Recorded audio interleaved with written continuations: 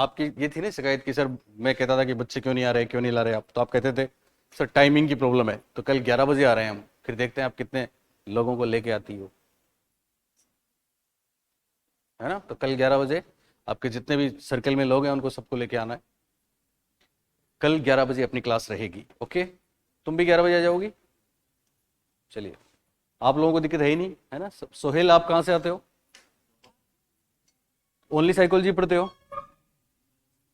First paper पूरा है ना? हाँ, तो कल 11 बजे होगा, है ना। वैसे भी 11 बजे से शुरू, ओके, फिर कोई दिक्कत है आपका भी, ओके। आप चलिए तुम दोनों लड़कियां ओनली फर्स्ट पेपर या सब्जेक्ट भी है? हिंदी के कितने बच्चे हैं? हिंदी वाले हाथ खड़ा करें, हिंदी वाले। ओके, घनश्याम जी कह रहे थे मेरे ही बच्चे हैं सारे। मैंने कहा देखता हूँ कहाँ है। नहीं, उनके उनसे हिंदी पढ़ के कई बच्चे चले जाते हैं 11 बजे।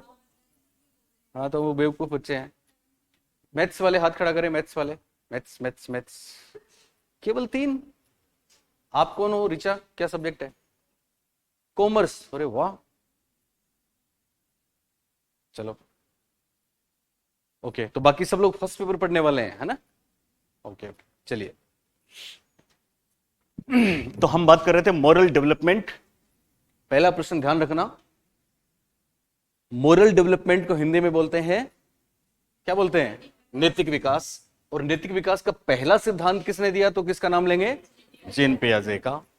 और लॉरेंस कोहलबर्ग का सिद्धांत जीन पियाजे से प्रभावित था, यह बात सबको पता है। उसके बाद हम बात कर रहे थे कि साहब लॉरेंस कोहलबर्ग ने जीन पियाजे वाली स्टाइल अपनाई और शॉर्ट स्टोरीज सुनाई, बच्चों को सुनाई ना, लघु कहानियां। और जिन बच्चों को इन्होंने कहानियां सुनाई उनसे बदले में सवाल पूछे। उन बच्चों की उम्र क्या थी, तो इसको सवाल को ऐसे पूछते हैं कई बार कि लॉरेंस कोहलबर्ग ने कौन से उम्र के बच्चों की नैतिक तर्कणा की व्याख्या करी या साक्षात्कार लिए, तो बोलना 10 वर्ष से 16 वर्ष तक के बच्चों के साक्षात्कार लिए। वो बच्चे कहां के थे? शिकागो बॉयज थे, 72 थे। और उन्होंने जो कहानियां सुनाई उनमें महत्वपूर्ण कहानी है हेंज की दुविधा। क्या है? हेंज की दुविधा, इंग्लिश में बोलेंगे हेंज डिलेमा। हेंज डिलेमा क्या थी? हेंज गरीब आदमी था, बीवी को कैंसर था, एक ही दवा, और वो दवा बनाने वाला बहुत महंगी दे रहा है, हेंज के पास पैसे नहीं है। तो अब हेंज क्या करे, क्या दवा की चोरी कर ले या बिना दवा लिए घर चला जाए, इस दुविधा में छोड़ा था ना। ओके, फाइनली स्टील किया, चोरी करी, बीवी को बचाया, ये कहानी थी। अब एक महत्वपूर्ण बात जो मैं आपको पहले भी बता चुका हूं, ध्यान रखना, सबसे इंपॉर्टेंट कोहलबर्ग के मॉडल में यह है कि इन्होंने ये कहा, पियाजे ने भी ऐसा बोला था, सुने ध्यान से, क्या बोला इन्होंने कि बच्चे कौन सा निर्णय लेते हैं कि क्या सही है या क्या गलत है, व्हाट इज रॉन्ग और व्हाट इज राइट, या क्या निर्णय लेते हैं, क्या करना चाहिए क्या नहीं करना चाहिए, क्या जजमेंट है उनका, ये इंपॉर्टेंट नहीं है। तुम ध्यान दो, ये महत्वपूर्ण नहीं है, तो फिर महत्वपूर्ण क्या है बताओ? महत्वपूर्ण है इस निर्णय के पीछे जो चिंतन प्रक्रिया है वो, और उसको उन्होंने बोला मोरल रीजनिंग। क्या बोला? Moral reasoning. तो मोरल रीजनिंग इंपॉर्टेंट है, ये बहुत बड़ी बात है, और सबसे ज्यादा परीक्षा में यही पूछा गया है, और सबसे ज्यादा बच्चों का यही गलत हुआ है। जैसे आप चले जाओगे, हटा लो इसको। तो मोरल रीजनिंग इंपॉर्टेंट है, हर स्टेज पे हम देखेंगे। अच्छा, फिर उन्होंने सवाल पूछे बच्चों से। एक सवाल यह पूछा कि क्या हेंज को वो दवा चोरी करनी चाहिए थी, ये पूछा ना। अब देखो, इसका जवाब जो बच्चे देंगे उसके पीछे उनकी चिंतन प्रक्रिया होगी। यानी जो प्री कन्वेंशनल लेवल के बच्चे हैं, प्री कन्वेंशनल लेवल हम पढ़ेंगे जिसमें 2 स्टेज आएंगी, दंड व आज्ञाकारिता, और दूसरी आएगी टिट फॉर टैट वाली, वैयक्तिक विनिमय वाली। तो दंड व आज्ञाकारिता में क्या होता है? दंड व आज्ञाकारिता में कोई भी काम सही या गलत उसके पनिशमेंट के आधार पे होता है। अगर किसी काम को करने के बाद पनिशमेंट मिला तो वो गलत है, बच्चे यही सोचते हैं, और अगर पनिशमेंट नहीं मिला तो वो सही है।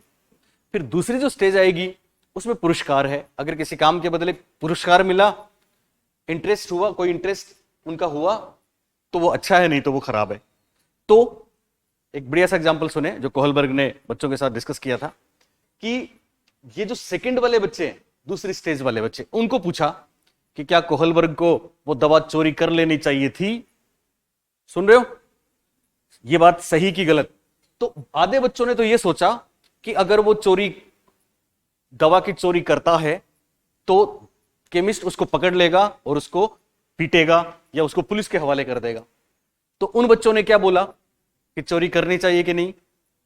बोलो, नहीं करनी चाहिए, क्योंकि चोरी करना गलत है, रोंग है। क्यों हुआ रोंग? क्योंकि चोरी करने का परिणाम क्या होगा? पुलिस या पीटना या पकड़ा जाना।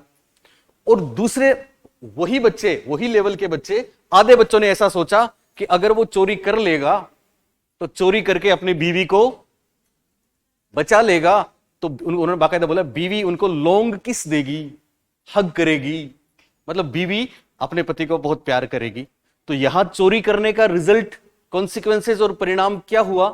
उन्होंने क्या सोचा कि चोरी करने से क्या होगा? बीवी प्यार करेगी ना। तो चोरी करना अच्छी बात हुई कि खराब? बोलिए, अच्छी। तो जिन बच्चों के दिमाग में यह थॉट आया कि बीवी हग करेगी, प्यार करेगी, उन्होंने तो बोला चोरी कर लेनी चाहिए। और जिन बच्चों के दिमाग में यह थॉट आया कि चोरी करने से पकड़ा जाएगा, उन्होंने बोला चोरी नहीं करनी चाहिए। सिंपल बात समझ आई? That is moral reasoning. और मोरल रीजनिंग इसमें सबसे इंपॉर्टेंट है।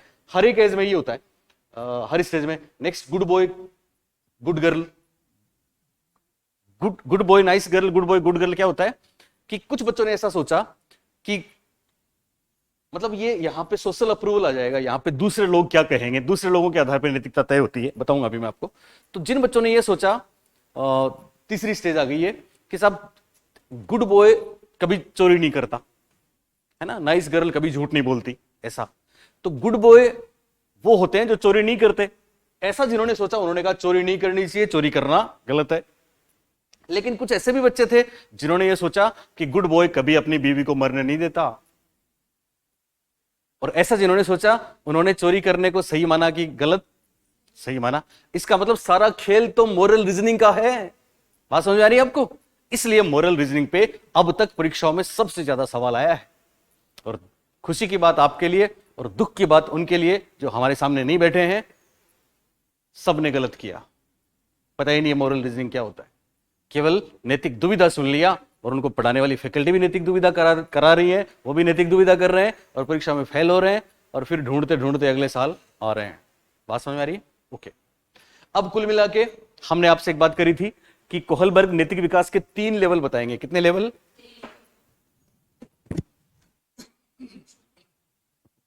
और जो 3 लेवल हैं, 3 इंग्लिश के शब्द आपको याद रखने हैं। एक महत्वपूर्ण शब्द बीच वाली स्टेज का कौन सा है? बोलिए, कन्वेंशनल। बोलो, कन्वेंशनल। पहले वाला क्या हो जाएगा? Pre conventional. क्या हो जाएगा? Pre conventional. और बाद वाला क्या हो जाएगा? Post conventional. तो लेवल कितने? 3। हर लेवल में 2 स्टेज, तो स्टेज कितनी होगी? 6। और 6 की 6 स्टेज याद रखने के लिए हमने आपको एक तोहफा दिया था, याद है आपको? क्या था वो? दंड से आज्ञाकारिता मिली। बोलिए, दंड से क्या मिली? किंतु हम अहंकारी बन गए। क्या बन गए? फिर अच्छे बच्चे बनकर प्रशंसा पाई। क्या पाई? तो क्या मिला? सामाजिक सम्मान मिला। और अंत में जब सामाजिक समझौता किया तब विवेक नाम मिला। तो ये जो स्टेटमेंट था, इसमें 6 स्टेजेस आपने लिख ली। बोलिए, नंबर 1 कौन सी स्टेज? दंड से आज्ञाकारिता। नंबर 2 अहंकार। नंबर 3 अच्छे बच्चे बनकर प्रशंसा। नंबर 4 सामाजिक सम्मान। नंबर 5 सामाजिक समझौता। और नंबर 6 विवेक। नंबर 6 विवेक। यहां पे देखिए, यहां पे भी लिखा है। 1 नंबर पे है अवॉइडिंग पनिशमेंट, यानी दंड व आज्ञाकारिता वाली अवस्था है। इसमें नैतिक नियम इसलिए माने जाते हैं कि अगर हम सही नहीं करेंगे तो हमको क्या मिलेगा? पनिशमेंट मिलेगा। सिंपल। लेकिन 2 नंबर वाली स्टेज है सेल्फ इंटरेस्ट। इसमें हमने अहंकार की बात बोली है, तो इसको अहंकार की अवस्था कहते हैं। क्या कहते हैं? अहंकार की अवस्था। लेकिन साथ में इसके दूसरे नाम भी हैं, सबके दूसरे नाम होंगे। इसमें बच्चा ये सोचता है कि ये काम मैं ही कर सकता हूं, इसलिए मेरे को बदले में कुछ चाहिए। उन्होंने बोला what is in it for me, मेरे लिए इसमें क्या है? जैसे आपने सुना होगा कि एक बच्चे ने you scratch my back I yours. आप छोटे थे भाई बहन, तो आप याद करो, कभी आपको ऐसे गुदगुदी करते हैं तो बहुत मजा आता था ना। पीछे क्या बोलते हैं उसको? क्या बोलते हो? हाँ, ऐसे ऐसे आप बैठे हो, आपके ऐसे कोई ऐसे करे, कितना मजा आता है ना। क्या बोलते हैं उसको? बताओ क्या बोलते हैं, बोलो तो। क्या करते थे? हाँ, सिलाए, ओके। आपके सिलाए बोले, और बोलो, आपके क्या बोलते थे? बताओ, ऐसा कुछ करते थे ऐसे? माँ भी करती है छोटे बच्चों के, ओके। तो हम भी करते थे। तो कितने कर दिए? 1 2 20। अब तू कर। तो अब तू कर वाला था ना, वो ये है, tit for tat, individual exchange, वैयक्तिक विनिमय आपस में। बहुत से एग्जाम्पल हो सकते हैं। एक बच्चे ने, ये सारे एग्जाम्पल आए हैं परीक्षा में, एक ने एक की कलम तोड़ दी, तो उसने उसका पेज फाड़ दिया, तो बदला है, इसमें बदला है और खुद का लाभ है। फिर good boy good girl attitude क्या होगा? 3 नंबर वाली स्टेज आएगी। इसमें वो नैतिक नियम इसलिए मानेगा कि साहब दूसरे लोग उसको अच्छा बोलेंगे, ठीक है, और यहां पे समाज में रहता है तो समाज के नियम मानने पड़ेंगे। यहां एक शब्द आएगा कॉन्ट्रैक्ट। कॉन्ट्रैक्ट क्या होता है पता है आपको? क्या होता है कॉन्ट्रैक्ट? किसको बोलते हैं? रिचा, अग्रीमेंट को बोलते हैं ना, आप तो जानती हो, वॉइड वगैरह। कॉन्ट्रैक्ट बोलते हैं एग्रीमेंट को। एग्रीमेंट हो गया साहब समाज के बीच में और हमारे बीच में। अगर समाज एग्रीमेंट निभाएगा तो हम भी निभाएंगे, समाज नहीं निभाएगा तो हम भी नहीं निभाएंगे, क्योंकि इसका नाम है social contract and individual rights. मैं लिखवाऊंगा अभी, ठीक है। ये एग्रीमेंट है, कॉन्ट्रैक्ट है, अनुबंध है। और finally principle of universal ethical principle, जिसमें नैतिक नियम अंदर से आएंगे। यहां खास बात, पहली जो 2 अवस्थाएं वो प्री कन्वेंशनल में है। किसमें है? प्री कन्वेंशनल में। बीच वाली 2 है, माफ करें, ये पहली 2 प्री कन्वेंशनल है। पहली 2 क्या है? Pre conventional. ये बीच वाली कन्वेंशनल, और ये ऊपर वाली पोस्ट कन्वेंशनल, ठीक है। तो प्री कन्वेंशनल में ध्यान रखना, प्री कन्वेंशनल में नैतिक नियम बाहरी दबाव के कारण से माने जाते हैं। किसके कारण से माने जाते हैं? बाहरी दबाव। सुन रहे हो? और बीच वाला जो है ना, वहां पे नैतिक नियम माने जाते हैं बाहरी प्रभाव। लोग क्या कहेंगे, दूसरे क्या कहेंगे, समाज क्या कहेंगे, अच्छा बताएंगे खराब बताएंगे। और यहां नैतिक नियम आएंगे अंदर से, सेल्फ चोजन, अंदर से। यह सवाल भी कई बार आया है। प्री कन्वेंशनल में नैतिक नियम बाहरी दबाव के कारण से, कन्वेंशनल में प्रभाव के कारण से, और यहां अंदर से आएंगे। अब वो स्टेजेस कौन सी हैं और क्या क्या खास है, लिखिए, लिखो। कोहलबर्ग ने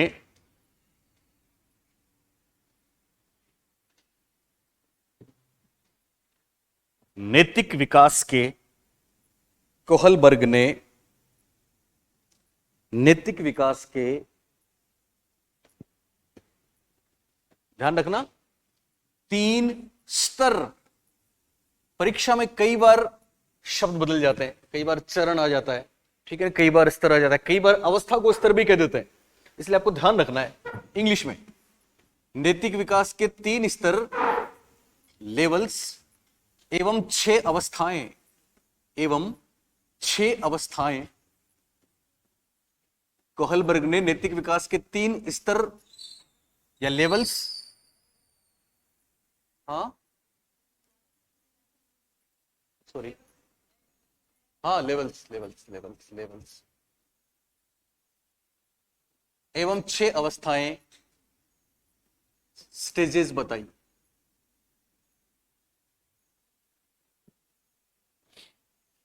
तो सबसे पहले 1 नंबर पे पहला स्तर। अब यहां ध्यान रखना, हिंदी में नाम बदलेंगे। कभी तो आता है पूर्व परंपरागत स्तर, कभी आता है पूर्व पारंपरिक स्तर। हिंदी का खेल है साहब। और कभी आता है प्राक रूढ़िगत स्तर। पिछली बार प्रथागत नाम आया था सेकंड में। इंग्लिश में जरूर याद रखना है, यह पक्का मिलता है, pre conventional level, pre conventional level.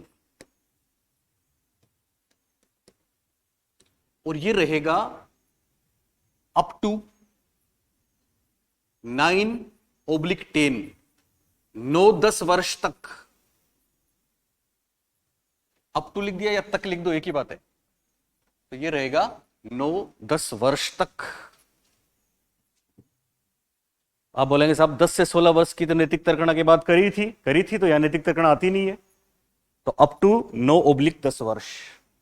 वैसे उन्होंने बोला 9 तक ये रहता है, फिर 10 से वो शुरू हो जाता है, पर आप 9/10 करो।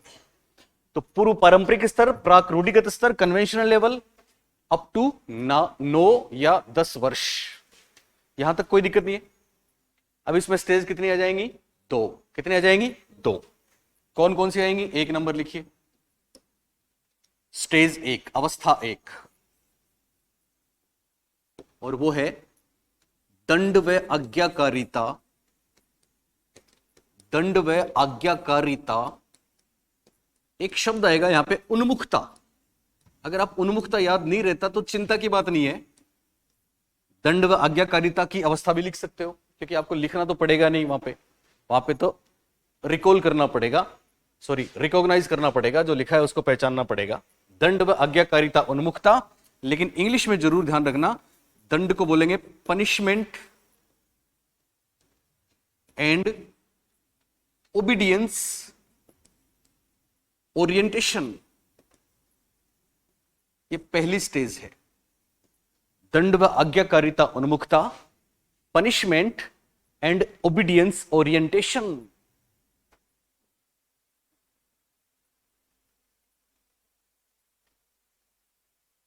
दंड व आज्ञाकारिता, उन्मुखता, पनिशमेंट एंड ओबीडियंस ओरिएंटेशन। तो दंड से आज्ञाकारिता आई तो पहली तो वैसे आपको याद रह जाएगी, कोई चिंता की बात नहीं है ना। अब समझने वाली बात क्या है कि यहां बच्चा नैतिक नियमों को क्यों मानता है? क्योंकि उसको पनिशमेंट का डर लगता है। तो पनिशमेंट को अवॉइड करने के लिए, क्या करने के लिए? पनिशमेंट को अवॉइड करने के लिए या दंड से बचने के लिए नैतिक नियमों को मानता है। लिख दो, दंड से बचने के लिए,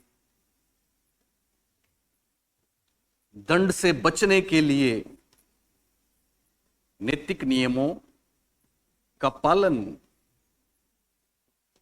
दंड से बचने के लिए नैतिक नियमों का पालन। और एक और बात समझनी है,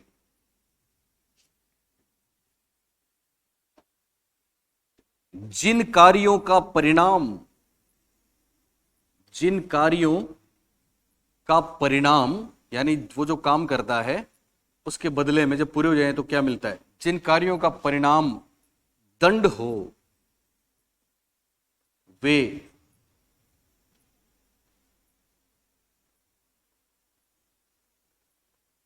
गलत हैं, wrong. What is wrong and right, यही तो मोरालिटी है। वे रोंग हैं, मतलब बच्चा ये सोचता है कि जिन कामों को करने से दंड मिलता है वो सारे काम रोंग हैं, गलत हैं, राइट नहीं है, इसलिए वो उनको नहीं करता, क्योंकि दंड से बचना जो है। सिंपल, पहली बात सबको क्लियर होनी चाहिए मेरे ख्याल से, कोई दिक्कत आनी नहीं चाहिए। बोलो, कोई प्रॉब्लम नहीं? ओके। अब है दूसरी, और दूसरी स्टेज देखना आप। पहली स्टेज लिख ली आपने, अब है दूसरी। दंड से आज्ञाकारिता मिली किंतु क्या बन गए? अहंकारी। तो दूसरी अवस्था का नाम है अहंकार की अवस्था। परीक्षा में सबसे बड़ी मुश्किल यही है, अहंकारी अवस्था कर दें। कि सब कोहलबर्ग में इनके बहुत से नाम हैं। एक नाम अहंकारी अवस्था, एक नाम इसका सरल सुखवाद की अवस्था है। सरल सुखवाद की अवस्था या सरल सुखवाद उन्मुखता, बात एक ही है। एक नाम है अहंकारी अवस्था, एक नाम है सरल सुखवाद की अवस्था, एक नाम है साधनात्मक, बोलिए क्या? साधनात्मक सापेक्षवादी उन्मुखता।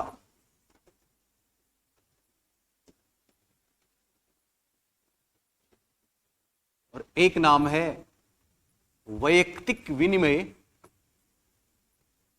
वैयक्तिक विनिमय उन्मुखता या वैयक्तिक विनिमय की अवस्था।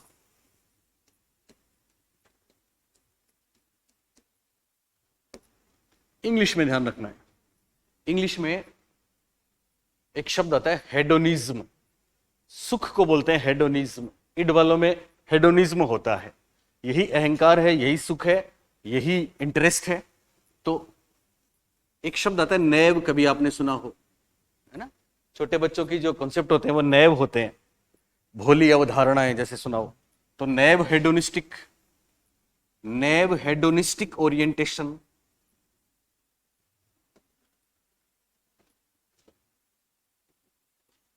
एक नाम। दूसरा नाम tit for TET. Tit for TET तो आपने खूब सुना है, जैसे को तैसा सुना है ना। एक नाम इंडिविजुअल एक्सचेंज ओरिएंटेशन।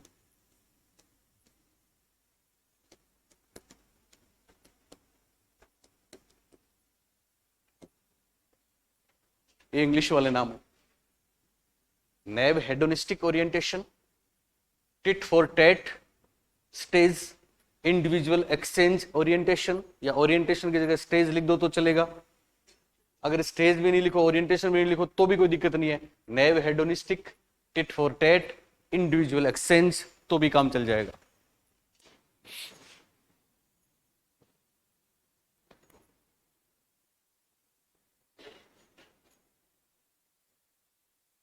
तो ध्यान रखना, 9-10 वर्ष तक प्री कन्वेंशनल लेवल चलता है।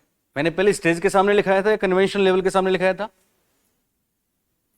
यस, कन्वेंशनल लेवल 9-10 वर्ष तक चलता है। अब इसमें क्या होता है, पहले में तो पनिशमेंट से बचने के लिए नैतिक नियमों को मानता था। सुन रहे हो कि नहीं? सबने लिखा कि नहीं लिखा? बोलो बताओ, पहला हिंदी में क्या नाम लिखा आपने?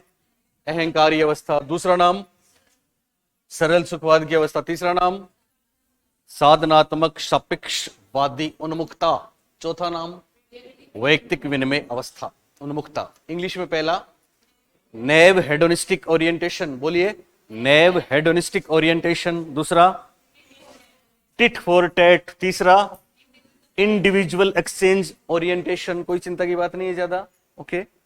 अब देखो यहां पे क्या होता है, ये दूसरी स्टेज आती है जिसमें बच्चा ये सोचता है कि ये काम मैं ही कर सकता हूं, और अगर मैं ये काम करूं, आप ध्यान से सुने, मेरे शब्दों पे लफ्जों पे गौर फरमाएं, तो फिर मुझे बदले में क्या मिलेगा। इसका मतलब पहली अवस्था में तो था दंड, क्या था, और इसमें आ जाएगा रिवॉर्ड, पुरस्कार। इसमें बच्चा पुरस्कार चाहता है। क्या चाहता है? पुरस्कार चाहता है और बदला चाहता है। क्या चाहता है? बदला। तभी तो एक्सचेंज है, तभी तो टिट फॉर टैट है। बोलिए है।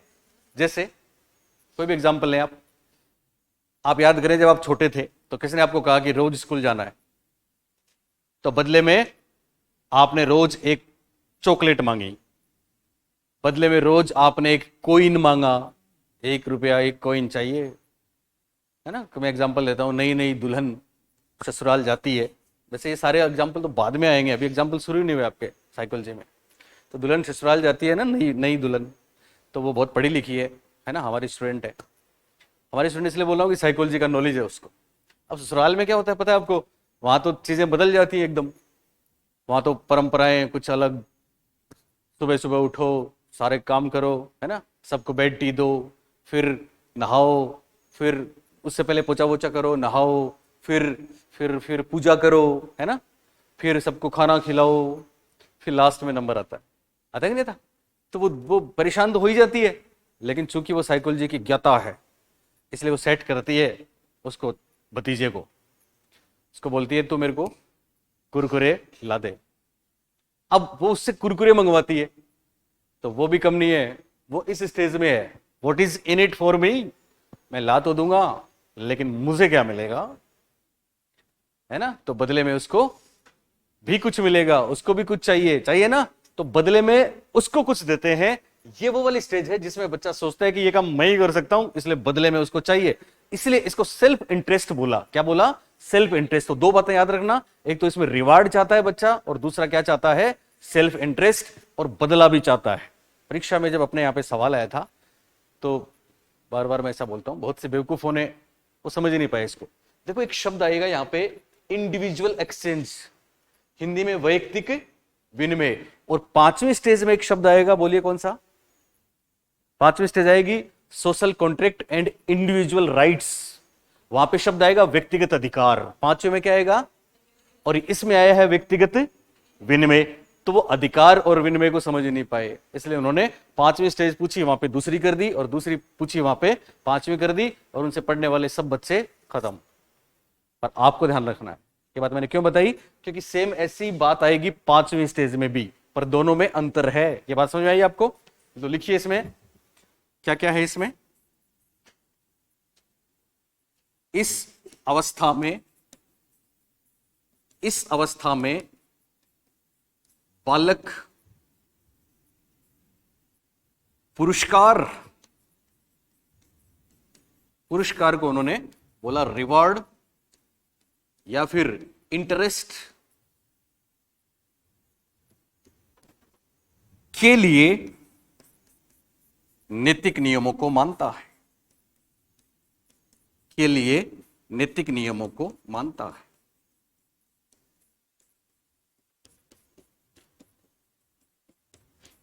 ठीक है ना? पीठ खुजाने वाली बात भी है इसमें।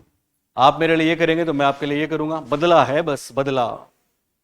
तो इसमें पुरस्कार या फिर रिवॉर्ड या इंटरेस्ट के लिए नैतिक नियमों को मानता है। कोई दिक्कत नहीं आएगी आपको दो बातों में? बोलिए। तो अब नोट करके एक बात लिखो, नोट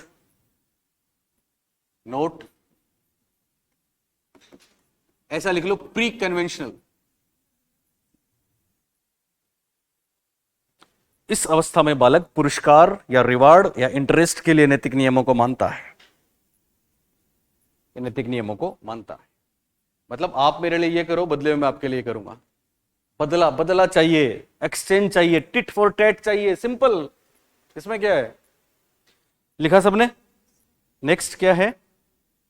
नोट ऐसा लिखना, प्री कन्वेंशनल। प्री कन्वेंशनल क्या है? कंफ्यूज तो नहीं हुए आप?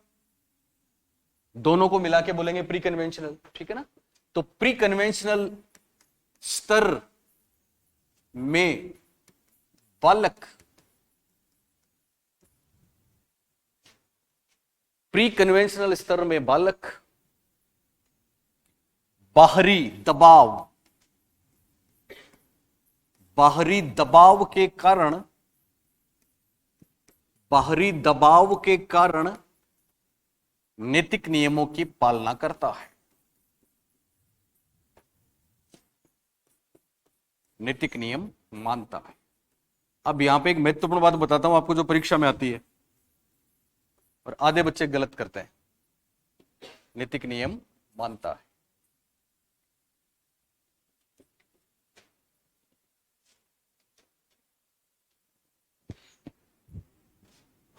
बाहरी दबाव, बस इतना याद रखना। अब मुझे बताओ, सुन रहे हो ना? कई बार हम आपसे एक बात करते हैं कि साहब अभिप्रेरणा या मोटिवेशन जरूरी है, नहीं तो पढ़ नहीं पाते बच्चे। तो बहुत से लोग मोटिवेशन देते हैं ना, उनके चैनल पे बच्चे भी खूब देखते रहते हैं और वो मोटिवेशन में उनको ट्रिप कर लेते हैं। मोटिवेशन बता रहे हैं। उनके बच्चों का कोई भला नहीं होता। क्यों नहीं होता? जानते हैं क्यों नहीं होता? क्योंकि मोटिवेशन, अभिप्रेरणा दो प्रकार की होती है, एक्सट्रिंसिक और इंट्रिंसिक। आंतरिक अभिप्रेरणा और बाह्य अभिप्रेरणा। बोलिए, आंतरिक अभिप्रेरणा को हम अच्छा मानेंगे या बाह्य को, या दोनों को? तो सवाल इंपॉर्टेंट ये है यहाँ पे। आंतरिक अभिप्रेरणा का दूसरा नाम है सकारात्मक अभिप्रेरणा। क्या नाम है? और बाह्य का नाम है नकारात्मक। और बाह्य का क्या नाम है? नकारात्मक। इसलिए अब जब भी परीक्षा में पेपर देने जाते हैं, आपको एक या दो ऐसा सवाल मिलता है कि एक शिक्षक के रूप में आपको बच्चों को पनिशमेंट देना चाहिए कि नहीं? बोलो नहीं, क्योंकि पनिशमेंट अच्छा होता है कि खराब? बोलो। और कोई सवाल ऐसा भी आता है कि आप बच्चों को पुरस्कार दें या नहीं? बोलो, देना चाहिए कि नहीं देना चाहिए? बोलो। जो भी परीक्षा दे चुके हैं वो सब कह रहे हैं नहीं देना चाहिए। तो बच्चों को दंड नहीं देना चाहिए, क्योंकि दंड खराब होता है। खराब क्यों होता है? खराब क्यों होता है? क्योंकि दंड आंतरिक है कि बाहरी? यस, बाह्य है। बच्चों को पुरस्कार भी नहीं देना चाहिए, क्योंकि पुरस्कार भी खराब है और ये बाह्य है। तो दंड भी बाह्य है और पुरस्कार भी बाह्य है। देना क्या चाहिए? देना तो चाहिए अनुभव, इंटरेस्ट, आंतरिक खुशियां, वो अलग चीज है। लेकिन यहां एक स्टेज में दंड पनिशमेंट मिला, बोलिए मिला, और एक स्टेज में क्या मिला? रिवार्ड। क्या मिला? रिवार्ड या पुरस्कार। तो दंड भी बाह्य और पुरस्कार भी बाह्य, इसलिए दोनों स्टेज की खास बात यहां नैतिक नियम कैसे मानेंगे? बाहरी दबाव के कारण से मानेंगे। दंड है तो भी बाहरी दबाव है और पुरस्कार है तो भी बाहरी दबाव है, ये बात याद रहेगी। ओके, अब दूसरा, सेकंड, बी, और इस बार आएगा पारंपरिक स्तर। पारंपरिक स्तर या फिर रूढ़िगत स्तर, या फिर अभी आया था प्रथागत स्तर। हिंदी में कुछ भी आ जाएगा, चिंता नहीं करनी है। ध्यान रखना है कन्वेंशनल लेवल आना चाहिए, कन्वेंशनल।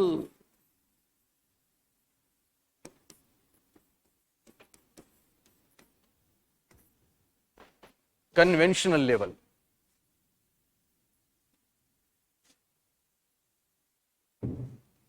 पारंपरिक स्तर, रूढ़िगत स्तर, प्रथागत स्तर। और ध्यान रखना, कोहलबर्ग में एज इसलिए मैटर नहीं करती कि उन्होंने एक्चुअली एज बताई नहीं है। हम लोगों ने इसका तर्जुमा करके 10 से 13, 13 से 3, 3 से 10, 10 से 13 कर दिया, 13 से 16 कर दिया।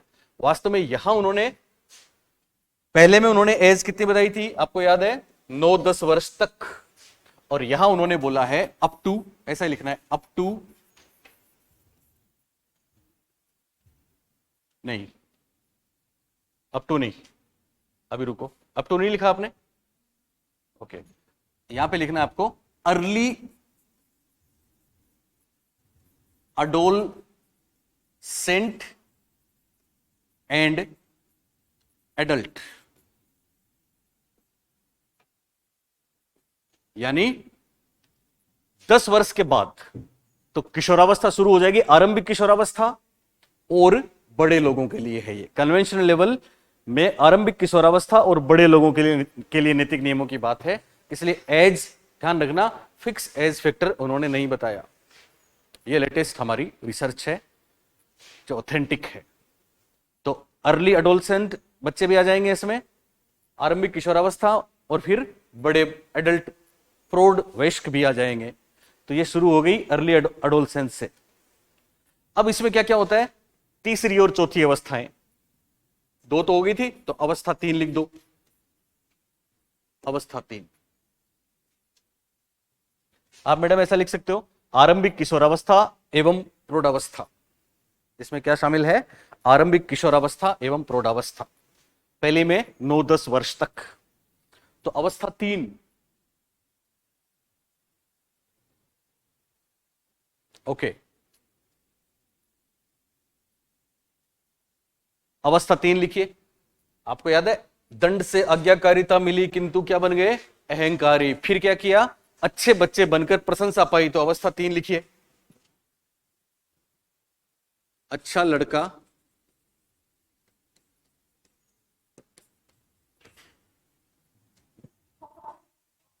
अच्छा लड़का,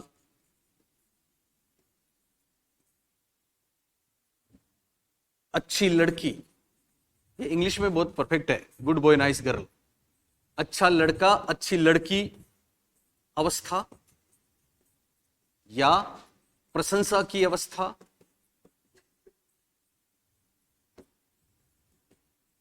या सामाजिक अनुमोदन की अवस्था। यह बहुत बार पूछा गया परीक्षा में। सामाजिक अनुमोदन की अवस्था, या अवस्था की जगह उन्मुखता भी लिख सकते हैं। सामाजिक अनुमोदन की उन्मुखता की अवस्था, एक ही बात है। या फिर एक और नाम है इंटरपर्सनल रिलेशंस, तो इसको क्या बोलेंगे?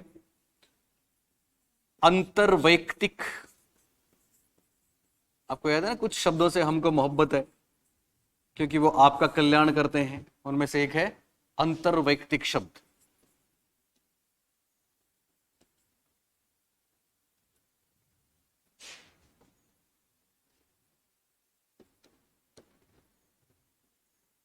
अंतर्वैयक्तिक संबंधों की अवस्था, अच्छा लड़का अच्छी लड़की अवस्था, प्रशंसा की अवस्था, सामाजिक अनुमोदन की अवस्था, अंतर्वैयक्तिक संबंधों की अवस्था। और इंग्लिश में भी जरूर लिखना पड़ेगा। इंग्लिश में लिखिए good boy nice girl.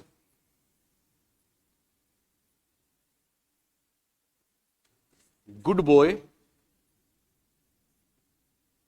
Nice girl, good boy nice girl orientation, या स्टेज लिख दो। Good boy nice girl stage. एक नाम इसका हो गया सोशल। बोलिए अनुमोदन को क्या बोलते हैं?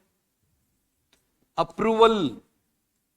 Social approval orientation.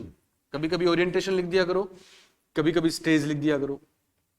और एक नाम हो गया इसका, बोलिए अंतर्व्यक्ति को इंग्लिश में क्या बोलेंगे? बोलो ना। हाँ यस, हमारे बच्चे हो। इंट्रापर्सनल की इंटर, इंट्रा की इंटर, इंटर। शाबाश। इंट्रा तो होता अंतर्वैयक्तिक, और इंटर पर्सनल रिलेशंस ओरिएंटेशन या स्टेज। ये जो अर्ली एडोलसेंस से लेके अडल्ट तक की जो एज है, वो कन्वेंशन लेवल की दोनों अवस्थाओं की है, ये ध्यान रखना।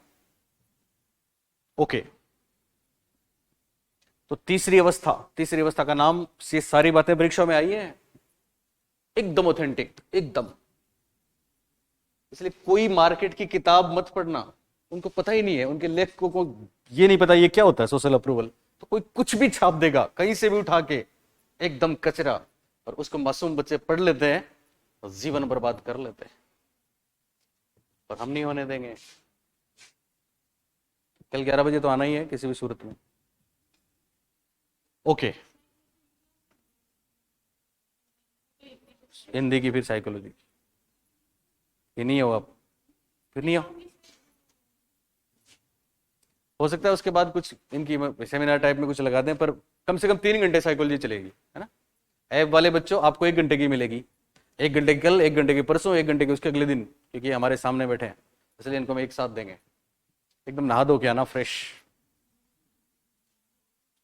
तो वैसे ही आते हो ना। पता है मैं कितना थक जाता हूँ, आप नहीं सोच सकते। मैं जब मेरे स्कूल से चलता हूँ ना, तो हमारे मैडम्स और टीचर्स हैं सब, वो मैडम, अच्छा वो कौन क्या है, अब सब आप भी जॉब लगोगे तो पता है क्या हालात होंगे।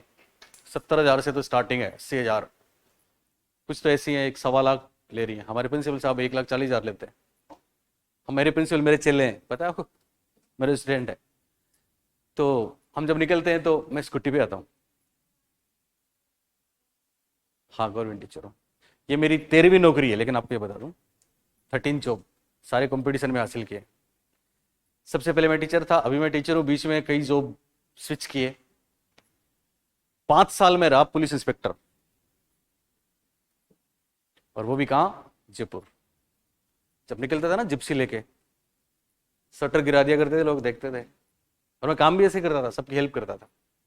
ओके, फिर कभी बात करेंगे अपन वो पुलिस वाली। अभी मेरा चल रहा है ना, हाई कोर्ट में चल रहा है, तो मुझे बुलाएंगे वापस।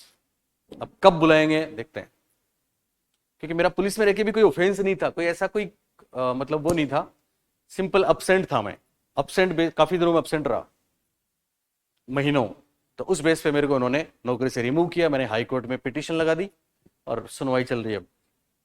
शुरू में मैंने जानबूझ के नहीं करवाया, मैंने कहा ओके कोचिंग्स पढ़ाना, इसमें मन लग गया, ठीक है। फिर मेरे को वापस में टीचर में आ गया, तो फिर मैंने कहा ठीक है वो चलता रहेगा, तो जिस दिन आएगा उस दिन आ जाएगा, और आएगा तो एटलीस्ट हम एडिशनल एसपी बनेंगे, आपको ऐसे पढ़ाएंगे। ओके, तो तब कह रहा हूँ कि वो सुबह एसआई वाले जो बच्चे बैठेंगे तो हमारे सामने बैठाना उनको। क्या बोल रहा था, हाँ, तो वहां से चले, पता है, तो हमारे सब अच्छा वो सब अब 1 बजे तक बच्चों को पढ़ाया, दिल खोल के पढ़ाते हैं वहां भी, है ना। और वहां भी मैं तो इंग्लिश ही पढ़ाता हूँ, अभी 11th-12th को इंग्लिश चल रही है, बहुत बहुत अच्छे अच्छे टॉपिक्स हैं इंग्लिश में, है ना। तो आज एक कहानी चल रही थी उसकी, रेड ट्रिपर की, मतलब कोई है। तो जब हम चलते हैं वहां से रवाना होते हैं 1 बजे, आप सोचिए पूरे दिन आप 7 बजे मॉर्निंग में आ जाते हो, फिर 1 बजे तक वहां पढ़ाते हो बच्चों को, है ना। फिर 1 बजे निकले तो फिर क्या हालत होती होगी, है ना। तो सब फिर सबकी एसी ऑन, सबकी गाड़ियां ऑन, सब बैठते हैं। सर मैंने कहा हम इस पे आते हैं, तो सर आप इस पे आओगे, मैंने कहा ओके। फिर वो तो कहते हैं कि वो जाते ही क्या कि सब अपना अपना घर पे जाके आराम कर रहे हैं, सब सो जाते हैं। सर आप, मैंने कहा मैं पढ़ाऊंगा अभी 2 घंटे, उसके बाद फिर मैं स्कूटी से अपने गाँव जाऊंगा, हाँ 30 किलोमीटर दूर। सर आप इतनी मेहनत करते हैं, हमने कहा करता हूँ। तो मेरे लिए भी, आपके लिए नहीं है, मेरे लिए भी है। मैं भी जब अब इस स्टेज में आपके पास आता हूँ तो मेरी सारी एनर्जी तो पहले चली जाती है उन बच्चों में, लेकिन फिर भी मैं इतनी हिम्मत करता हूँ, है ना। तो अपन जब मॉर्निंग की क्लासेस होंगी तो फिर खेल ही अलग होंगे। ओके चलिए, तो क्या था, कुछ याद है? चलिए बताओ, तीसरी अवस्था पढ़ रहे हैं कौन सी, और तीसरी अवस्था का पहला नाम, आज इसको पूरा करेंगे। पहला नाम ओके, अच्छा लड़का अच्छी लड़की अवस्था। दूसरा प्रशंसा। तीसरा नाम सामाजिक अनुमोदन। चौथा नाम अंतर्वैयक्तिक संबंध। इंग्लिश में पहला नाम good boy nice girl stage. दूसरा नाम सोशल अप्रूवल ओरिएंटेशन। तीसरा नाम इंटरपर्सनल रिलेशन ओरिएंटेशन, कहीं नहीं लगाया गया ओरिएंटेशन। ओके, तो इसमें क्या होता है देखो आप 3 नंबर पे। अब यहां पे क्या होता, आप सुन रहे हो ना, यहां पहले जो प्री कन्वेंशनल वाली दोनों स्टेजेस में थी, वहां पे नैतिक नियम बच्चा क्यों मानता है, या तो पनिशमेंट को अवॉइड करने के लिए या फिर पुरस्कार पाने के लिए। बस यहां पे क्या होगा, यहां पे वो नैतिक नियम इसलिए मानते हैं कि लोग उनको अच्छा बोलेंगे। क्या बोलेंगे? अच्छा। इसका मतलब यहां सामाजिक अनुमोदन हो गया, यहां पे अंतरवैयक्तिक संबंध हो गए, सब मेरे को गुड बॉय बोलेंगे, सब मेरे को नाइस गर्ल बोलेंगे। कौन बोलेंगे good boy nice girl? Parents बोलेंगे। कौन बोलेंगे? टीचर्स बोलेंगे। कौन बोलेंगे? पीयर ग्रुप्स बोलेंगे। कौन बोलेंगे? तो बच्चा इसलिए नैतिक नियमों का पालन करता है कि सब उसको अच्छा बताएंगे। बात समझ में आई? सिंपल। नाइस गर्ल रोज स्कूल जाती है, गुड बॉय कभी झूठ नहीं बोलता, गुड बॉय कभी चोरी नहीं करता।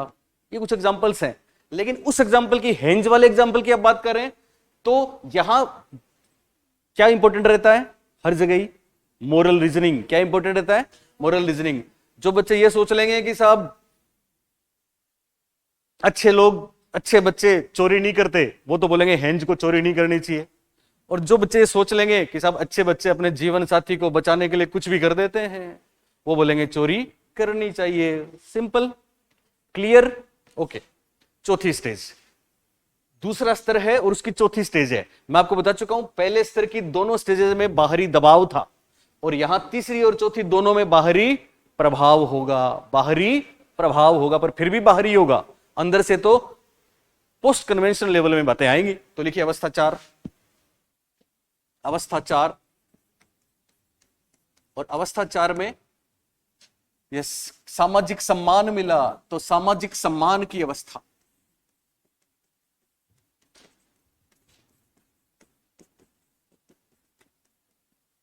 इंग्लिश में सोशल लॉ एंड ऑर्डर, ये बहुत बार पूछा गया परीक्षाओं में। Law and order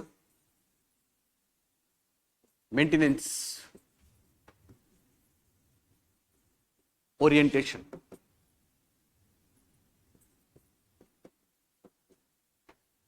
social law and, social नहीं लिखो तो भी चल सकता है, social law and order maintenance orientation. Law and order maintenance orientation, law and order maintenance. Simple. तो देखो तीसरी स्टेज में सब लोग उनकी प्रशंसा करेंगे। तीसरी स्टेज का एक नाम प्रशंसा भी था, नहीं, अहंकार वाली का था। यस, अप्रूवल करेंगे, अनुमोदन है। तीसरी स्टेज में अनुमोदन था, और चौथी स्टेज में सीधा ही दे दिया सामाजिक सम्मान। यानी ये भी तो एक तरीके का अनुमोदन ही तो है, बोलिए है कि नहीं है? आप अच्छे काम करोगे तो समाज में सम्मान मिलेगा। साथ में ये देखो आप, उन्होंने तो इंग्लिश में बोला था, क्या क्या लिखा हुआ है? Law and order. समझते हो लॉ एंड ऑर्डर? समाज में हम रहते हैं तो समाज के कुछ नियम कानून कायदे हैं कि नहीं?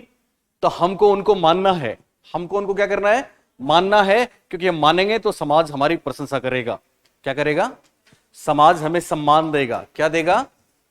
बोलिए, सम्मान। और यहां पे वो एग्जांपल आता है कि आप कहीं पे जा रहे हैं, रेड लाइट लगी हुई है, ठीक है, तो रेड लाइट को आप तोड़ोगे या वहां पे रुकोगे? बोलिए, रुकेंगे। क्यों रुकेंगे? क्योंकि ये समाज का लॉ एंड ऑर्डर है जिसको हम मानेंगे, जिसको हम मानेंगे, क्योंकि हम मानेंगे तभी हमें समाज में क्या मिलेगा? सम्मान मिलेगा। सिंपल इतनी सी बात, नोट करके लिखो। नोट, नोट ऐसा लिखना, कन्वेंशनल। लिख रहे हो ना सब लोग? कन्वेंशनल स्तर में, कन्वेंशनल स्तर में, नोट करके, दोनों अवस्थाओं की बात है। कन्वेंशनल स्तर में बाहरी प्रभाव ओब्लिक सामाजिक प्रभाव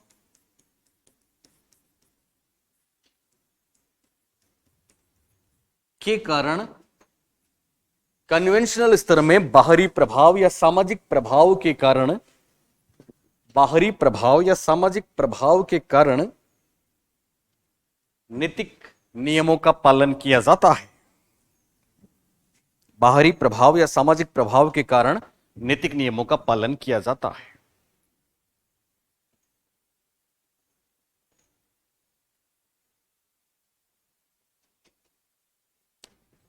बाहरी प्रभाव के कारण नैतिक नियमों का पालन किया जाता है। प्री कन्वेंशनल में था बाहरी दबाव और कन्वेंशनल में है बाहरी प्रभाव। सिंपल। अब है पांचवी स्टेज, नहीं स्तर 3। ABC करके लिखा था क्या आपने? ओके, तो C का नाम, यस, हिंदी में यस, पश्च पारंपरिक स्तर। तीसरा है पश्च पारंपरिक स्तर, पश्च पारंपरिक स्तर या फिर कोई भी। उत्तर रूढ़िगत स्तर,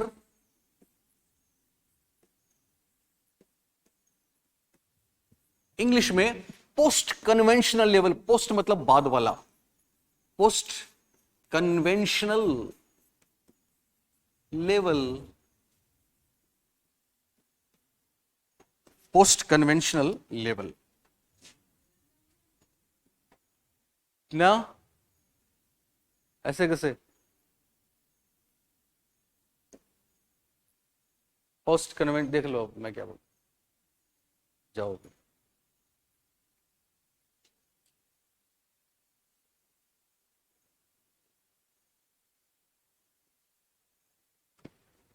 क्या दिन आ गए, वरना 150 बच्चे तो निकल जाते, पता नहीं लगता कि बच्चे थे क्या। धर्माराम ठीक है, पर ये भी ठीक है, वो भी ठीक है। वैसे मैं इंडिविजुअल केयर हर बच्चे की करता हूं। मेरी क्लास में 1000 बच्चे हैं तो भी मेरे को ध्यान रहता है कि पीछे वाले कोने में मैडम ने झपकी ले ली तो मैं उसको उठा देता हूं। ओके, लिखा सबने? इसकी एज, इसका एज देखना आप, लिखना। देखो ये लिखा है उन्होंने, rare adolescent and few adults. कैसी बात है, rare adolescent and few adults.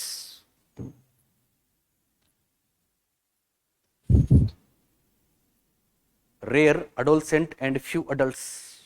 अब सब हिंदी में लिखाओ, तो कुछ चीजों की हिंदी में जरूरत नहीं लिखने की। Rare adolescent and few adults, इस बात पे सवाल है इसलिए मैं तीनों बातें लिखा रहा हूं आपको गौर करके, क्योंकि जब ये आएगा तो फिर आपको ही आएगा, ये तो गारंटी है। तो रेयर एडोलसेंट का मतलब क्या हुआ बताओ, और फ्यू अडल्ट का मतलब क्या हुआ?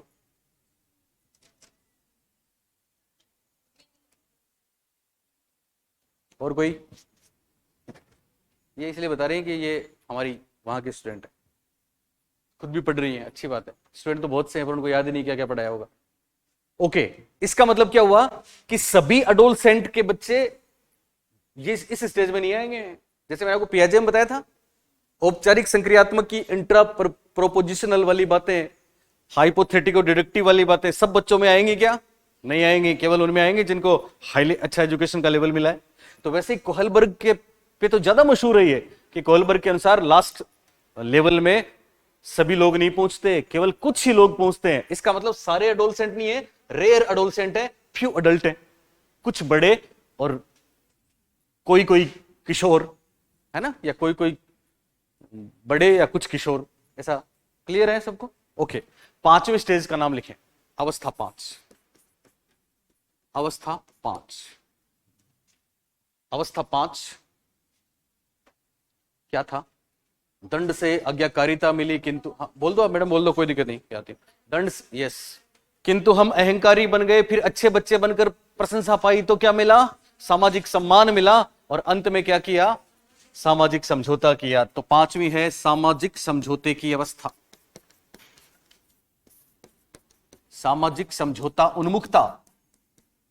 सामाजिक समझौता उन्मुखता। कोई ज्यादा प्रॉब्लम हो तो मैडम चले जाओ, कोई दिक्कत नहीं है, थोड़ा सा लिख लेना आप, है ना, कोई दिक्कत नहीं है। सामाजिक समझौता उन्मुखता, ओके।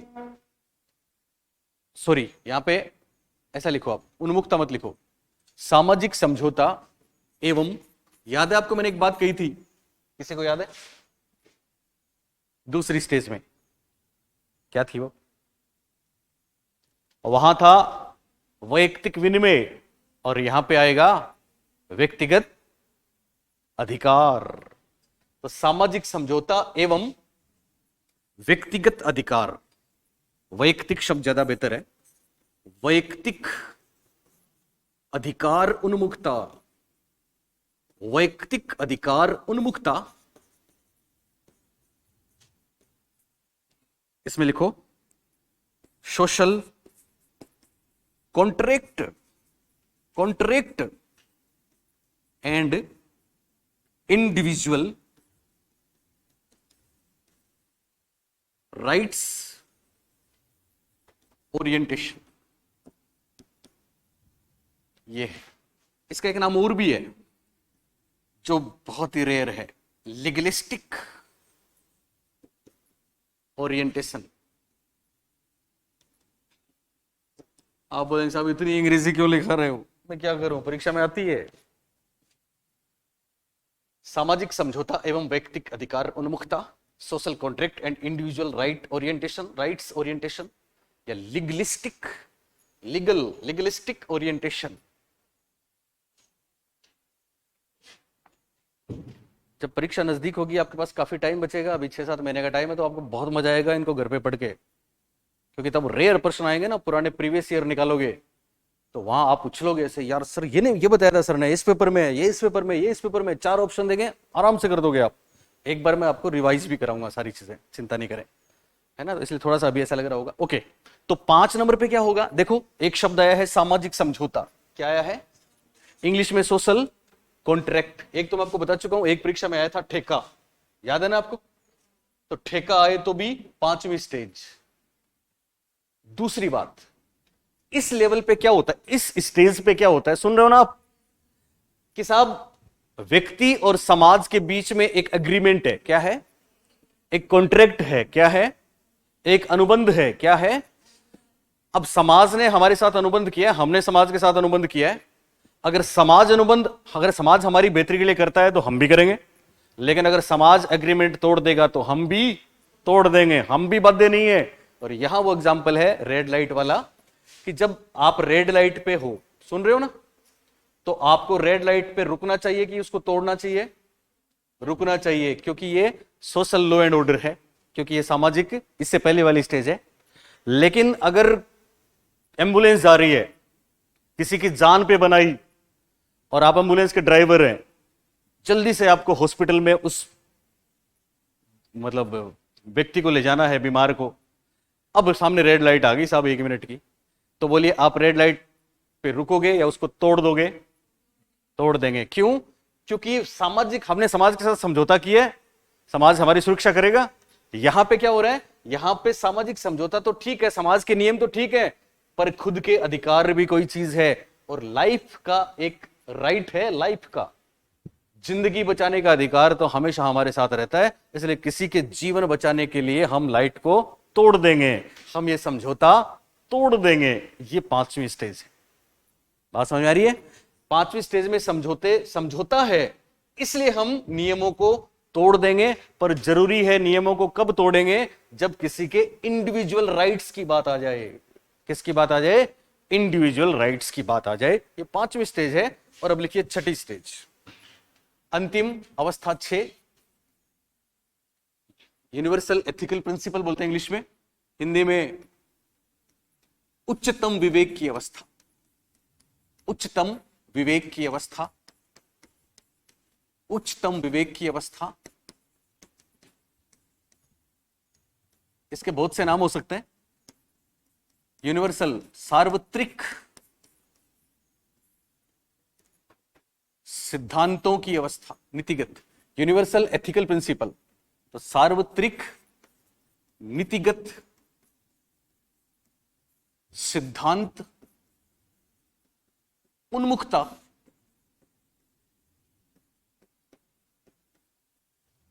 इंग्लिश में बोलेंगे universal ethical principle orientation. Universal ethical principle orientation, अंतिम अवस्था।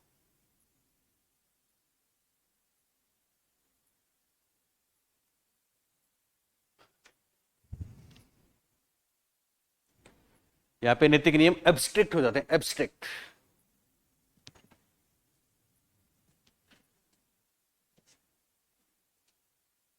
तो 6ठी अवस्था क्या है? इसमें नैतिक नियम दरअसल किसी भी सूरत में हम मानते हैं कि तोड़ते हैं, इसके पीछे दूसरी बहुत सी चीजें काम करती हैं। जैसे 5वीं स्टेज में भी कुछ बातें हैं, जैसे आपने सुना होगा 5वीं स्टेज में हम व्यक्तिगत अधिकारों को महत्वपूर्ण रखते हैं, और वहां अगर किसी के साथ इनजस्टिस हो रहा है, अन्याय हो रहा है, ठीक है, समानता का उल्लंघन हो रहा है, कॉन्ट्रैक्ट समाज के साथ हमने किया है सबने मिलके, पर किसी एक के साथ पक्षपात हो रहा है, तो वहां पे प्रजातांत्रिक मूल्यों की अवहेलना होती है, न्याय की अवहेलना होती है, समानता की अवहेलना होती है, तो हम उसको तोड़ सकते हैं। ये 5वीं स्टेज है। और यहां पे क्या होता है? यहां पे व्यक्ति उन नियमों को नहीं मानता जो किसी का भी नुकसान करते हैं, भले ही खुद का नुकसान हो जाए, भले ही खुद का नुकसान हो जाए, उन नैतिक नियमों को वो बिल्कुल नहीं मानता जिसमें किसी का भी नुकसान हो रहा हो, तो उसके लिए वो लड़ाई करता है। इवन यहां लड़ाई करता है बदलने के लिए, और बदल के दम लेता है। जैसे आपको याद है, एक प्रश्न आया था आपके फर्स्ट ग्रेड में सीटेट में, कि कॉलेज में जाते हैं तो रैगिंग होती है। रैगिंग समझते हो ना? बड़े बच्चे छोटे बच्चों को परेशान करते हैं, रैगिंग। तो एक लड़का रैगिंग के खिलाफ पोस्टर लगाता है कॉलेज में और अभियान छेड़ देता है। फिर पूछा जाता है कि कोहलबर्ग के नैतिक विकास की कौन सी अवस्था में है? तो अंतिम अवस्था में है। एक आया था वो सरदार जरनैल सिंह, ये जानते हैं कि सरकार भ्रष्ट है और जनता के टैक्स के पैसे को ऐसे जाया कर रही है बांधों में और उनमें, तो सरदार जरनैल सिंह सरकार को टैक्स देने से मना करते हैं और लड़ाई लड़ते हैं। तो जरनैल सिंह कौन सी अवस्था में है? मैं सारे क्वेश्चन लिखवाऊंगा बाद में, आपको जवाब है लास्ट वाली में। एक सवाल आया था, 3 सवाल बहुत प्रसिद्ध हैं, ये बार बार आए हैं। एक आया था वो विक्रम बत्रा। विक्रम बत्रा कारगिल की लड़ाई में चाहते तो पलट के आ सकते थे, लेकिन उन्होंने देश के लिए अपने प्राण उत्सर्ग कर दिए। विक्रम बत्रा कोहलबर्ग के नैतिक विकास की कौन सी अवस्था से संबंधित हो सकते हैं? अंतिम अवस्था से। नोट करके लिखो एक बात, नोट ऐसा लिखना, पोस्ट कन्वेंशनल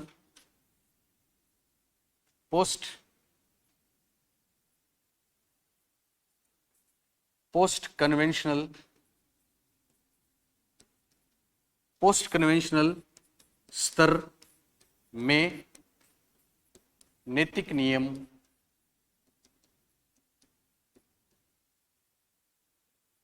सेल्फ जनरेटेड को बोलते हैं आत्म उत्सर्जित। आत्म उत्सर्जित मतलब अंदर से आते हैं, आत्म उत्सर्जित होते हैं।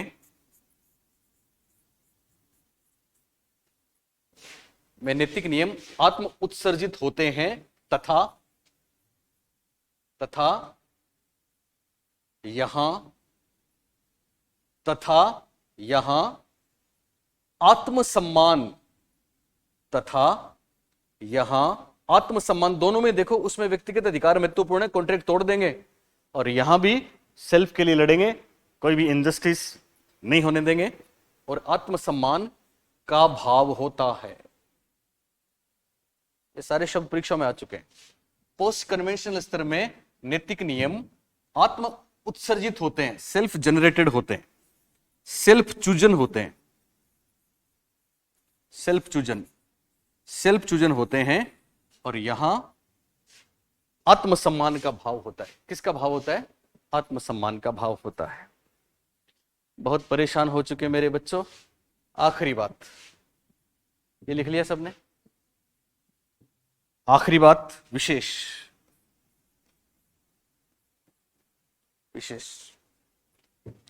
कोहलबर्ग के अनुसार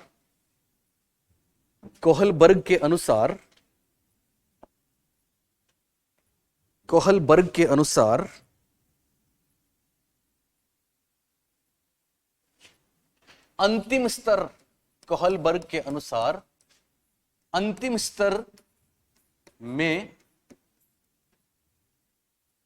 सभी व्यक्ति नहीं पहुंचते हैं।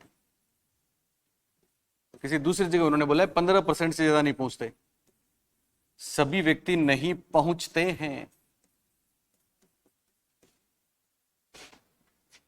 ये फाइनली कोहलबर्ग था। दो आलोचना भी अभी लिखा दूं या कल बताऊं? करवा दूं? 2 मिनट की बात हो रहा है ना। चलिए, तो सभी लोग नहीं पहुंचते, ठीक है, ये है। अब फाइनली क्रिटिक्स का मतलब होता है आलोचना। क्रिटिक्स पे प्रश्न आ चुका है, आलोचना। और किसने करी आलोचना? नाम बोलो। Yes, Carol Gilligan. इनकी एक शिष्या थी, कैरोल गिलिगन। तो आलोचना इसमें आप लिखो, कैरोल गिलिगन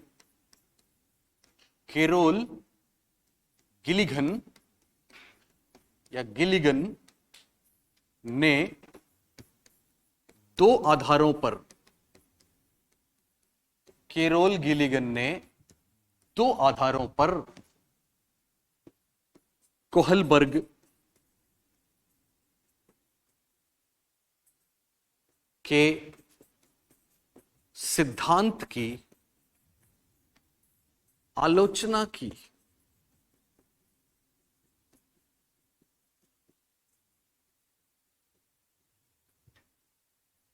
दो आधारों पर आलोचना की। एक तो हमने आपको बताया था,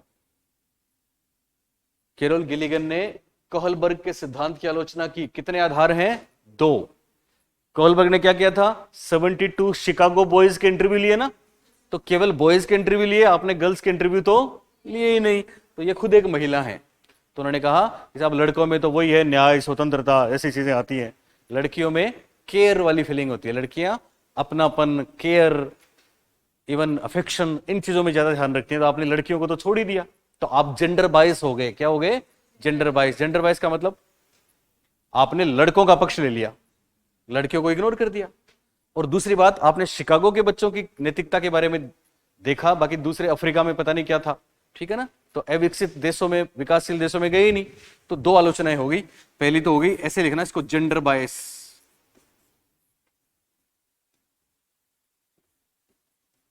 यानी महिलाओं की उपेक्षा।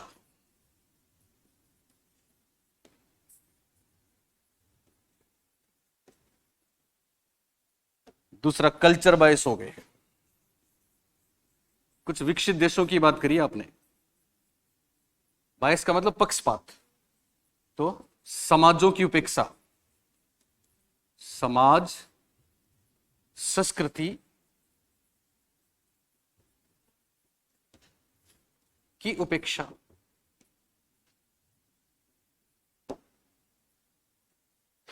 एक सवाल और आता है कभी कभी, अगर आप 2 मिनट और दो तो वो भी बता दूं कि कल फिर नए सिरे से बहुत लोग होंगे, तो फिर नया टॉपिक ही लेंगे, है ना। बता दो, ये सितम और सही, इतना इतना झेला तो एक और झेल लो, है ना। बस छोटी सी बात है। हमने आपको दो प्रकार की आलोचना, दो आधारों पर आलोचना बताई केरोल गिलिगन ने, बोलिए क्लियर है? पहली कौन सी? जेंडर बाइस, और दूसरी कौन सी? कल्चर बाइस। जेंडर बाइस का मतलब किसका पक्ष लिया? लड़कों का, पुरुषों का। किसकी अवहेलना कर दी? महिलाओं की। कैसे पता लगा अवहेलना कर दी? क्योंकि उनको इंटरव्यू में शामिल नहीं किया, उनको कहानी नहीं सुनाई। और दूसरा कल्चर बाइस क्यों हुआ? क्योंकि आपने शिकागो के, अमेरिका के बच्चों की नैतिकता की बात करी, आपने तो Japan, China, India, Bangladesh, Africa, Somalia को छोड़ दिया। Okay, simple. ओके, एक सवाल कई बार और आता है जो बहुत रेयर है, बहुत रेयर। आप याद करें, हमने आपको बाल विकास में एक बात बताई थी। जब हम पढ़ रहे थे विशेषताएं, तो हमने कहा था सामाजिक प्रत्याशा, याद है?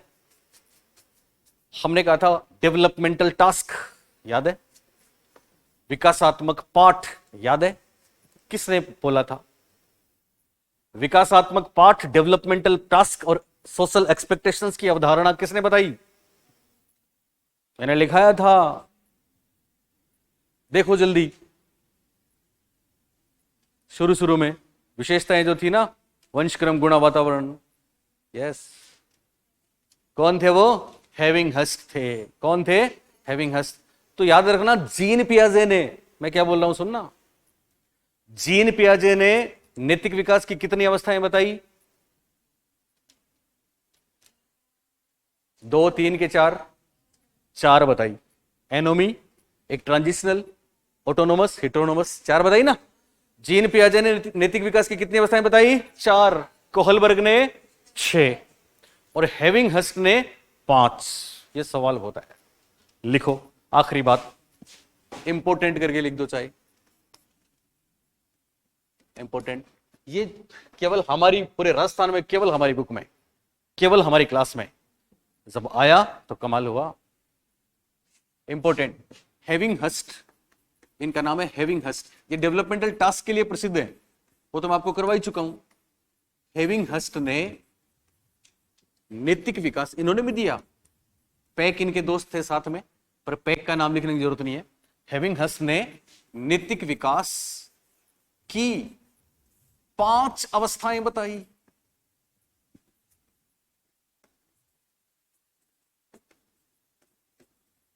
एक पियाजे का हो गया, एक कोहलबर्ग का हो गया, और एक हेविंग हस्ट साहब का है। तो 5 अवस्थाओं के नाम काफी हैं, बस 5 अवस्थाएं बताई साहब। पहली, गैर नैतिक।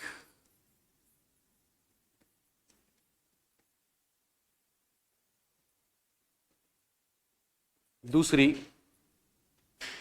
सेल्फ सेंटर्ड को बोला, स्व केंद्रित, आत्म केंद्रित, स्व केंद्रित एक ही बात होती है, तो स्व केंद्रित नैतिकता। इंग्लिश में भी लिखना है आगे। तीसरी, देखो गैर नैतिक जो है उसका समय 0 से 2 वर्ष, स्व केंद्रित 2 से 6 वर्ष, ये 3 से 6 वर्ष भी हो सकता है। ये पूर्व बाल्यावस्था है। अब आएगी बाल्यावस्था। तो बाल्यावस्था की नैतिकता क्या बताई थी, किसी को पता है? परंपराओं को धारण करने वाली अवस्था, परंपराओं को धारण करने वाली अवस्था। 7 से 12 वर्ष या 6 से 12 होगा तो भी चलेगा। और चौथी बहुत पूछी गई है, आधारहीन आत्मचेतना। सुना ये नाम? ये किशोरावस्था है, 13 to 19। और 5वीं और आखिरी बहुत आसान है, आधार युक्त आत्मचेतना।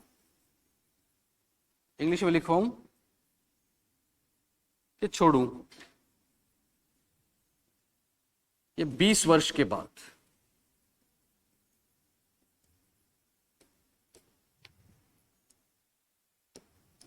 गैर नैतिक, नॉन मोरल, यानी पहले 2 साल तक बच्चे में कोई प्रकार की जानकारी नहीं होती नैतिकता क्या होती है, क्या नहीं होती। दूसरी, सेल्फ सेंटर्ड या ईगो सेंटर्ड मोरालिटी। और तीसरी परंपराओं को धारण करने वाली, इसको बोलते हैं कन्फर्मिंग। परंपरा के लिए तो धारण करने वाली, परंपरा के लिए शब्द, आपने कभी आत्मचेतना वाली वो बात नहीं पढ़ी होगी शायद, है ना, जिसको बोलते हैं सेल्फ कंसंस। नाम सुना है कभी आपने, सेल्फ कंसंस, कंसंसियस। तो कन्फर्मिंग, ये स्पेलिंग है कन, SCIENTIOUS,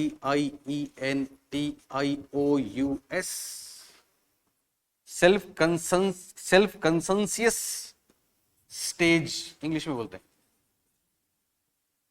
ये है आधारहीन, तो इररेशनल, रेशनल इसमें तर्क नहीं होता, इररेशनल वही शब्द आएगा, कंसंसियस स्टेज। और फाइनली रेशनल कंसंसियसनेस, रेशनल कंसंसियसनेस। 1 मिनट में समझा दूंगा, 1 मिनट में। पहले कोचिंग करो, फिर बहुत समय मिलेगा तब सेल्फ स्टडी करना। फिर दुनिया के हर ग्रुप को, चाहे एफबी पे हो, चाहे किसी के टेलीग्राम पे हो, चाहे कहीं पे हो, फाड़ना उनको, 1% ठोक देना। ये बताओ, लटकते रहेंगे सब, आपको पूछेंगे कहां से पढ़ा, और पेपर में आते हैं। ये नहीं कि साहब पेपर में नहीं आते हो। मैंने आपको पहले दिन ही बोला था कि मैं आपको ऐसी साइकोलॉजी पढ़ाऊंगा कि जिंदगी में साइकोलॉजी में कोई हाथ नहीं पकड़ेगा, चाहे फर्स्ट ग्रेड दें, चाहे सेकंड ग्रेड दें, चाहे रीट दें, चाहे कुछ भी दें, पर आना पड़ेगा हमारे पास। ऐसे नहीं होगा। 1 मिनट के लिए सुन लो। पहली अवस्था का नाम बोलो हिंदी में, गैर नैतिक, इंग्लिश में नॉन मोरल, समय कितना 0 से 2। दूसरी अवस्था का नाम स्व केंद्रित नैतिकता, इंग्लिश में सेल्फ सेंटर्ड मोरालिटी, समय कितना 2 से 6। तीसरी परंपराओं को धारण करने वाली अवस्था, इंग्लिश में कन्फर्मिंग कंसेंसियस स्टेज। अब ध्यान देना, यहां पे 2 साल तक का तो वो जानता ही नहीं नैतिक, ये किसने बोला है, हैविंग हस ने बोला है। ये सारा खेल किसका, हैविंग हस साहब का है, सुन रहे हो ना। तो ये तो जानते ही नहीं हैविंग हस, तो मतलब सॉरी 2 साल तक का बच्चा तो कि क्या है। फिर यहां पे क्या होता है पता है, 2 से 6, इसमें बच्चा केवल वही काम करता है। ध्यान दो गरिमा, करीमा, सॉरी अंजू, आपका नाम क्या है, रीना, सॉरी भूल जाता हूं, रीना होता ही नहीं गरिमा। तो रीना ध्यान दो, ये क्या हो सकता है, चलो आप बताओ रीना। स्व केंद्रित नैतिकता क्या हो सकती है, इगोसेंट्रिक नैतिकता क्या होती है। इसमें बच्चा खुद के फायदे के काम करता है, क्योंकि उसको लगता है कि सामने वाले को वही पसंद है जो मुझे पसंद है। ओके, फिर बाल्यावस्था आ जाएगी।